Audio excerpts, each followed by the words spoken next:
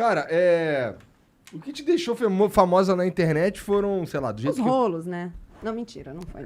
Teve o lance dos rolos, que assim, que é o teu jeito de se expressar, que é... Grossa, estúpida. Direta. Vou começar a falar isso. E o fato de tu ser também nutricionista, né? Isso, comecei... O que veio primeiro? Veio a nutrição primeiro. Eu fiz faculdade em São José do Rio Preto. E aí, no dia que na semana que eu terminei a faculdade, um amigo meu falou, por que você não tem Instagram e tal? E pegou meu celular e botou ali. E eu fui mexer só um ano depois. E quando eu fui mexer, eu fui dividindo um pouquinho de dia a dia, sabe? Essa coisa assim. Então, na época não era uma tendência, assim, não tinha influencers, nem bloggers, nem nada disso. Ainda era só foto e tudo mais. Ainda era mais católico, sabe? Assim, mais ortodoxo, né? Muita foto de comida. Não tinha Uns ainda gatinhos. aquela bundinha, aquele peitinho, nada disso. E aí a gente podia entrar só pela comida e pelo conteúdo. E eu comecei a dividir por ali.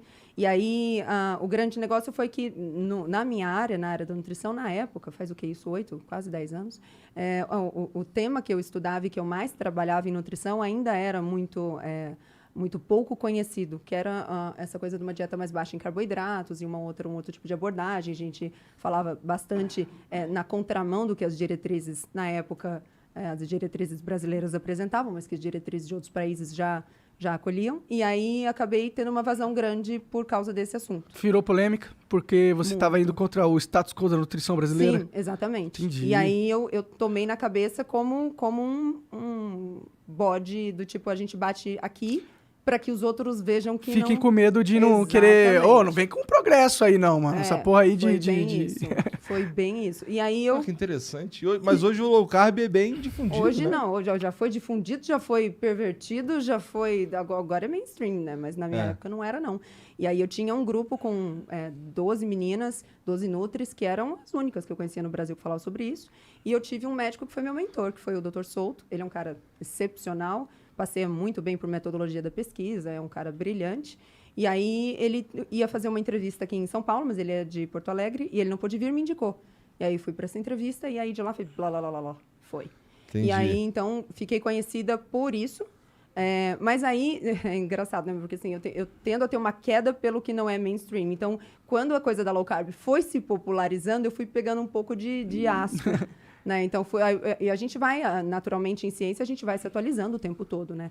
E, realmente, o que a gente acreditava ser verdade, ser uma boa, 5, 6 anos atrás, a gente já sabe que hoje é um pouquinho diferente e assim vai. Mudou-se o consenso do low carb daquela época para cá? Não o consenso em si, mas essa popularização trouxe uma cena em que as pessoas elegeram low carb como se fosse o salvador da pátria. Resolve todos os problemas. Você tá com depressão? Low carb. Unha encravada? Low carb. Não tá arrumando namorado? É isso. Low carb. E aí realmente ficou complicado. Então, eu me vi num certo momento, não à toa, mas precisando falar mais para as pessoas, calma, dá uma segurada, não é tudo isso não, do que pregando no deserto. Pode crer. Né, você viu um cenário, via que ninguém tava falando low carb, falou, pô, aqui tem um espaço. Aí quando tá todo mundo falando, falou, opa, ok. Mas tem esses problemas aqui também sobre a parada. Porque, naturalmente, uma dieta mais baixa em carboidrato tem uma característica de ser um pouco mais rica em gordura.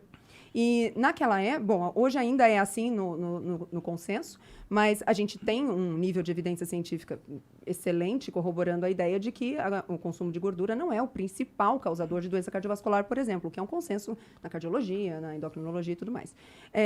E por algum motivo as diretrizes brasileiras não levam em conta essas evidências. E aí, então, quando eu comecei a falar sobre isso, basicamente o discurso era, olha, você pode comer a gema do ovo, você pode comer a gordura da picanha, cara, você pode botar azeite na comida. 2, 3 anos depois, o discurso precisou ser, ei, você não pode comer essa gordureira toda, não, porque daí passa de um extremo para o outro. Entendi. Então, a galera deixou de comer, sei lá, o pão e o bolo e se enfiou no bacon. Entendi. Bom, se ele for administrar isso como esse é meu lifestyle agora e tudo bem, até funciona. Acontece que o cara que antes tinha medo da gordura e agora colocou a gordura na vida dele e trouxe de volta aquele excesso de carboidratos, o que antes era um cheeseburger, agora é um x-bacon. Entendi. O que antes era uma pipoca, agora é uma pipoca nadando na manteiga. E essa combinação, carboidratos altos numa dieta com gordura alta numa dieta, é realmente muito deletério. Então, o assunto foi mudando ao longo dos anos para vir mais para o conservador. Mas isso eram esses consensos que existiam na época e que você ajudou a quebrar, são organizações governamentais que decidem, tipo... Na verdade, assim, todas as linhas da medicina, da nutrição de saúde, elas têm diretrizes. Então, a diretriz, ela não é impositiva. Você não é obrigado a seguir uma diretriz. Mas quem faz a diretriz? Os profissionais da área. Mas eles, como que eles se agremiam Então, diretrizes deveriam ser norteadas por evidências. Uhum. Por algum motivo, e essa é a pergunta da nossa mesa de profissionais sempre, por algum motivo, as evidências novas são deixadas de lado, são ignoradas, e muito porque realmente, quando se coloca ali uma verdade por muitos anos, é muito difícil quebrar isso. Mas quem tem o poder de atualizar as diretrizes?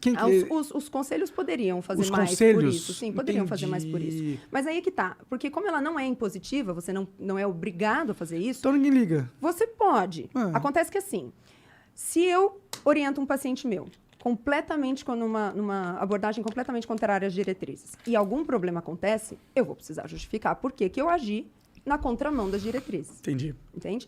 E em nutrição ainda é muito mais curioso, porque em cardiologia, por exemplo, mudam-se estilos tipos de abordagens com muito menos evidências do que a gente tem em nutrição para quebrar um pouco do que é base de prescrição de diretriz. Então a nutrição é muito mais conservadora. Muito mais. Do que cardiologia.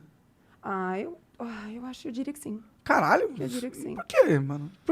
Por que o pessoal... A resposta me veio, mas tá muito cedo para eu ser cancelada agora. Você tá no lugar Nem certo. Você tá no lugar Todos certo ainda. pra ser cancelado. Vamos deixar, já tá Tá bem. bom. Nossa, ia dar muito. E aí,